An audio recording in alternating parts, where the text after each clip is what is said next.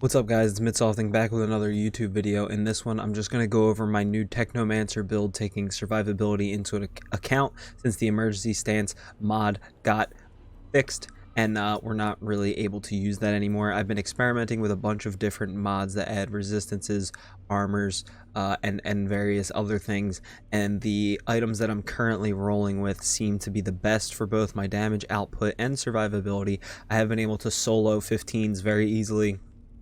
And while playing trios on 15s, I died, a couple times every once in a while when something just goes wrong or on a very difficult boss that can still one-hit all of us. But for the most part, I'm surviving pretty easily and my damage output is pretty massive. So here's my skill tree. If you're interested in it, it hasn't really changed at all for a long time. It's just the standard firepower DPS techno build. So if you're interested in any of that, just simply pause the video and you can copy it. Now I'm going to head over to my inventory, and real quick, just going to review. I'm using a Earthborn Renegade assault rifle on tactical for the burst mod with 95.1k damage, crit status power, long range damage as attributes, and bone shrapnel and killing spree. Then my helmet. All of my armor is going to have bonus firepower, long range damage, close range damage. My helmet has crit stack and bloodlust for those fat crits and firepower stacks from bloodlust. My chest piece has Captain Hunter and emergency stance. Choosing to still use emergency stance because I have found that the 60% increase in resistance helps with most of the time that I'm actually getting killed. Resistances protect you against anomaly abilities, which are abilities that captains use that are non-weapon abilities, that alphas or brood mothers will throw at you, those types of things. So I think when I'm close to death, emergency stance, even for only 4 seconds, really helps with that golem effect because it increases my resistances and I'm able to take that extra 1 or 2 hits right there, which is usually enough time for me to survive and be able to kill a few enemies and get my health back. So Captain Hunter and Emergency Stance are the mods on my chest piece. Excuse me. On my pants, I'm using Spare Mag and Sharp Eye for the extra magazine of bladed rounds, as well as the extra firepower stacks from Sharp Eye. Sharp Eye is one of the best mods in the game. You definitely want to use that.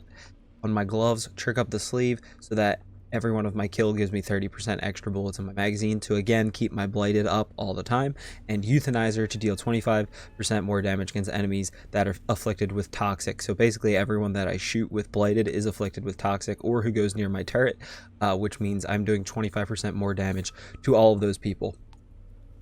And finally, on my boots, Radical Therapy.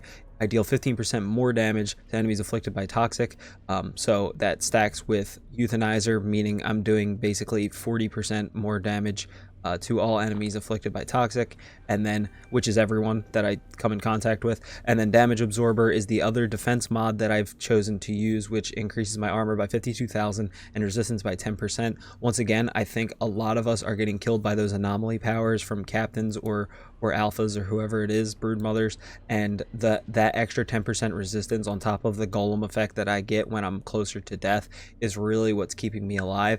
And currently I do believe there's some sort of bug where the armor isn't actually working all the time, but when and hopefully if that gets fixed, I think that constant 52,000 armor is going to be big for survivability, because it'll be very helpful before the enemy can penetrate it and just kind of keep you alive. And there's no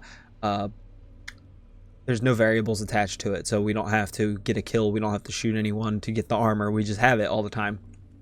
So I think Damage Absorber is a pretty solid mod. I chose to go with these two over Mitigation from Death and Circle of Power for 2 reasons. One is I tried Circle of Power and I felt like it didn't do anything. I'm not sure if that was because of the bugged out different health and armor and stuff.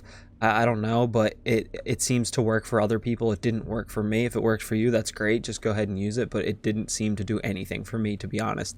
And to be honest, I was using Mitigation from Death, but I got these boots that came with Damage Absorber, so I put Radical Therapy in them and just use damage absorber instead, and it seemed to work so far. But I do think mitigation from death would be a perfectly fine substitute if that's your only option. So if you've seen my previous video about the emergency stance fix, I was kind of going through the different options for mods for survivability, and this is where I landed as of right now.